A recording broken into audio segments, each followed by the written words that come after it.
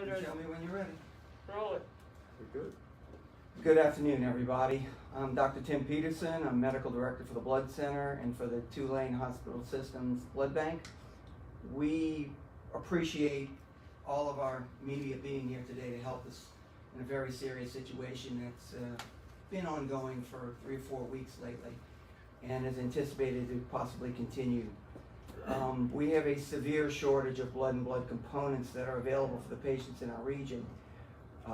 Today we have doctors from our local hospitals and the city of New Orleans here who are going to share some instances and their situations that are occurring right now and that they're seeing clinically in the state, in the region.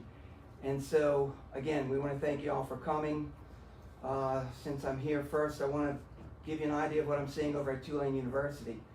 The situation has gotten extremely critical at Tulane and the other hospitals that I cover, so much so that we've had to do some postponing of organ transplantations.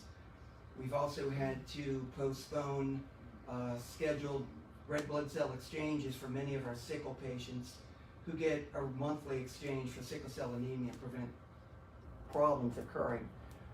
So I'm sure the other doctors will give you a similar idea, and then at the end I'll overview as to what we believe some of the reasons are and why we really need the help of you to get the word out to our public that we need their support.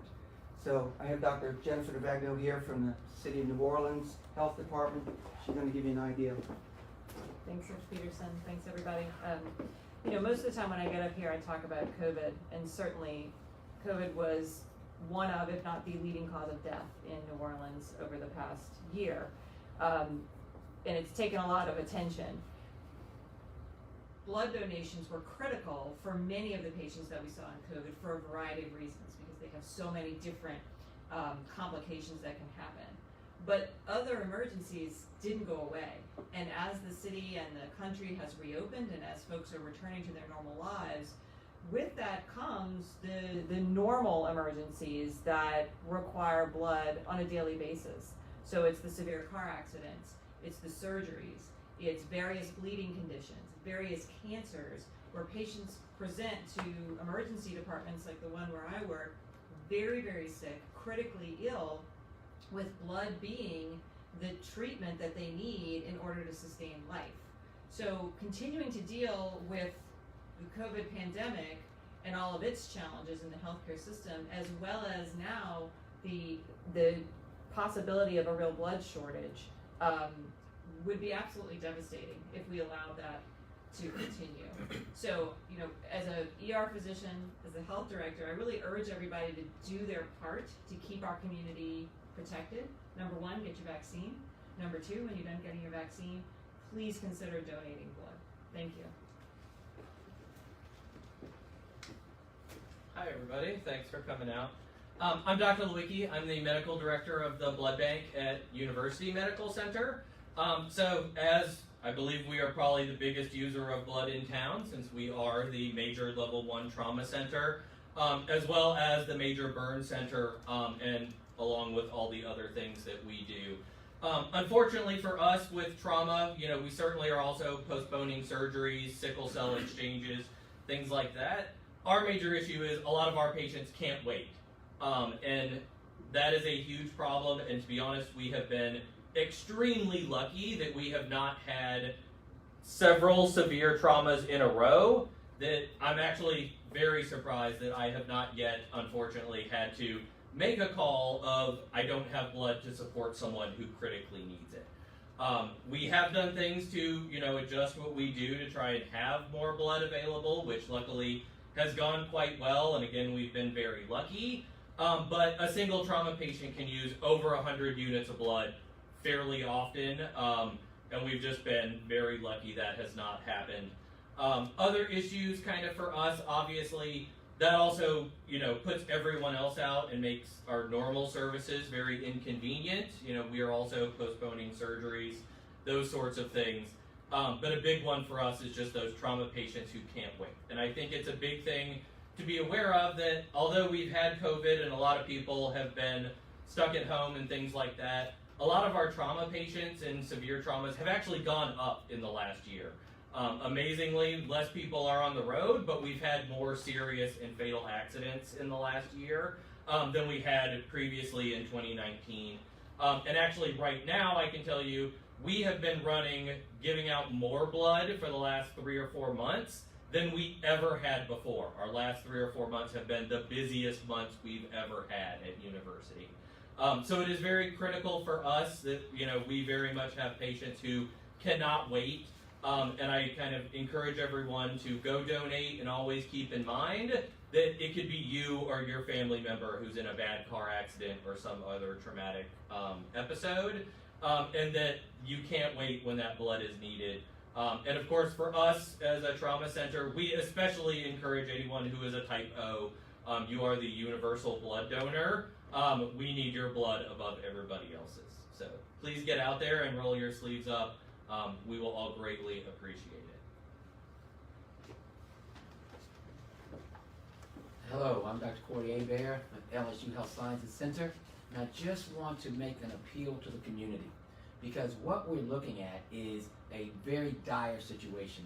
People like to think about giving blood as something that someone else does, or when they feel okay about it. I'll go do it next week, I'll do it later. But what we have to remember now is that so many people didn't get anything done during COVID because they thought it was going to be unsafe. They didn't get their screening mammograms, their prostate exams, their any type of preventive measures. They didn't do any of that because they thought that if they went to those places, they'd get COVID-19. Let's be honest. So we have to first say that it will be a safe place and a healthy place for you to get your blood drawn, and for you to be able to even find out what your blood type is. You need to know what your blood type is, but you also have to remember that this could happen to you or someone in your family. So you can't ask someone else to do what you need to do as a responsible member of our community. This is a New Orleans community. We're very tight-knit, and we've seen people out doing all types of things. Crawfish boils, parties, graduations. We need to have you now do the things that we need you to do to make our community thrive. And I do want to make one extra push here for the sickle cell community. Sickle cell affects 100,000 people in America. 4 million people have sickle cell trait. So what you need to find out as well is if you have sickle cell trait.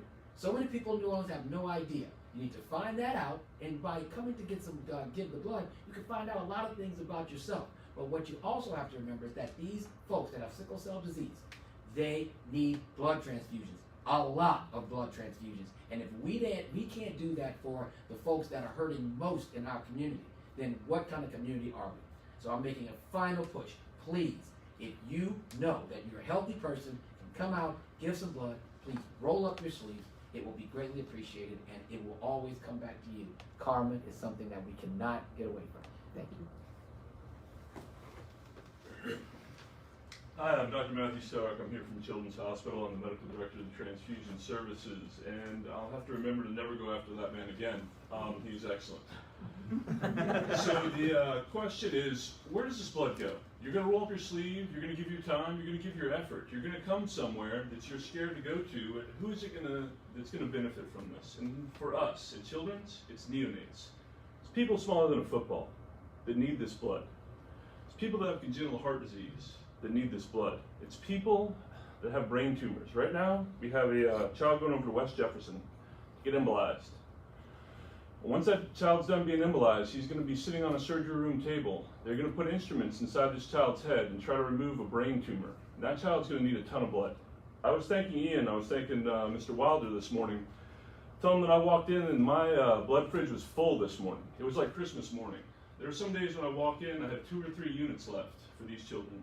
And it's be a very dire situation. So I want to thank you in New Orleans who have been giving blood, and I want to thank you that are coming out this week to give blood.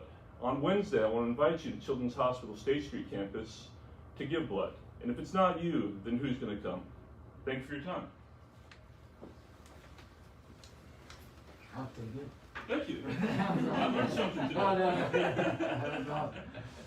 Well, now I'm going to put on my hat as medical director for the Blood Center and thank the physicians for being here to support the Blood Center and our community with their appeals for blood and blood donations.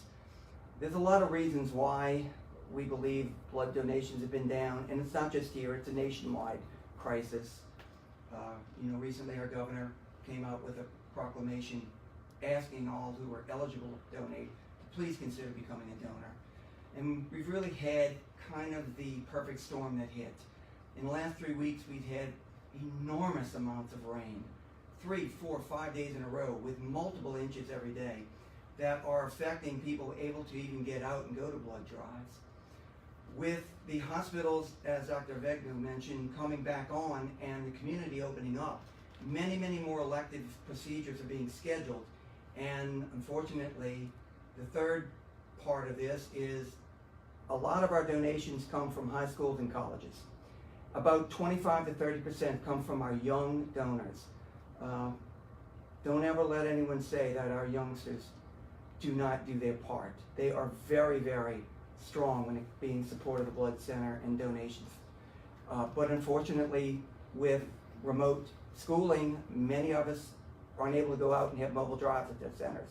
Plus, of course, many businesses are shut down and people are doing mobile, or rather doing remote work, and we just don't have the locations to go out to do mobile blood drives.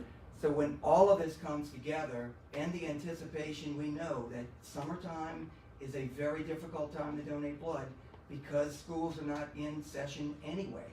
So we're coming into a very critical time of the year. More people will be traveling on the road. There will be more instances of trauma situations occurring, accidents, as Dr. Stark has mentioned and as Dr. Lewicki has mentioned. So we really, again, we ask people, if you've never been asked to be a donor, come in, be a donor. And if you are a donor, be a regular donor. We're really not just asking you for your time, we're asking for your blood, we're asking you for something much more important, your time. That's the most precious thing you have to give. But an hour of your time donating blood can mean a lifetime of the patient who receives it. So again, thank all of y'all for helping us. Thank the city of New Orleans, our region, South Louisiana, and into Mississippi Gulf Coast. You've been strong supporters, and we really need your help now and as we move forward into the future and continue to open up. Thank y'all. Can y'all tell the public, does it matter if they've been vaccinated or not, and does it matter if they've had the wild virus, COVID virus, or not? To be a donor? Excellent question. Ask whether we would, is vaccination or having had a history of COVID. Currently, you can get the vaccination and donate immediately. There is no deferral for it. We encourage anyone who's been vaccinated, please come in and donate. If someone's had a history of COVID, it's asked that you wait, get over COVID, and feel completely normal for a minimum of 14 days. After that occurs, you can come in and be a donor. And not only that, there was a strong push to be a convalescent plasma donor. And those donors who had a history of COVID and have come back and donated plasma helped save many, many lives with their generosity. And if they haven't been vaccinated, you still want their blood? We'll take all donors who are eligible, and there's very few conditions. As long as you're 17 years of age or older and in good health, you essentially can be a donor.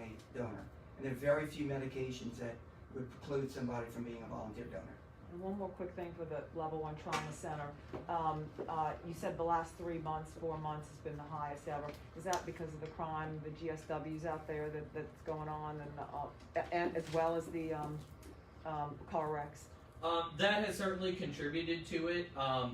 I will say we've had probably a higher number of really severe patients as well as just a higher number.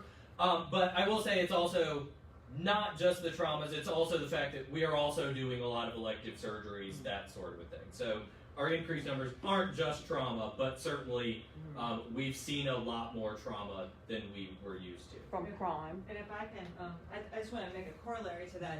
That's not just New Orleans. The Level 1 Trauma Center at UMC has 10 parishes that feed their trauma directly from the scene to them, and then and get transfers from everywhere you can imagine, places in Mississippi for trauma.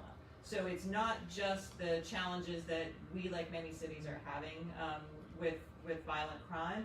This is regional and this is statewide, but they all end up at UMC Right. because it's the only trauma center in this. We only have 2 level 1s in the whole state. Yeah. So, and we actually do serve an area of southern Mississippi and a lot Right. more than just Louisiana. But crime, car wrecks, and more elective surgeries. Yes. Okay. We have one more, the concept of the person that has received a monoclonal antibody. Yeah, currently, they ask about therapy for monoclonal antibody treatment with COVID. The FDA gave no guidance on that. And so what the medical directors for blood centers across the country, when we got together and spoke about it, even though it is manufactured, it is not derived from human cells or tissue, since the FDA didn't give us any guidance on it, we decided that if you receive monoclonal therapy for COVID antibodies, we would wait 3 months. And that was similar to someone who's received a transfusion or received convalescent plasma. And we just did that because it was convenient to have a consistent message when it came for therapy. So we've gone to 3 months. Any other questions? Again, thank you all so much. Thank to the doctors for taking the time on a busy day to be here. Thank you. And thank you guys for always supporting us. We'll get through it. Make it happen. Tell your friends, make sure that you need it. Thanks. Jennifer, thank you so much. Well, nice to meet you. See you on the meeting. Oh, yes, sir. Nice to meet you as well. I've seen you many charts and many orders and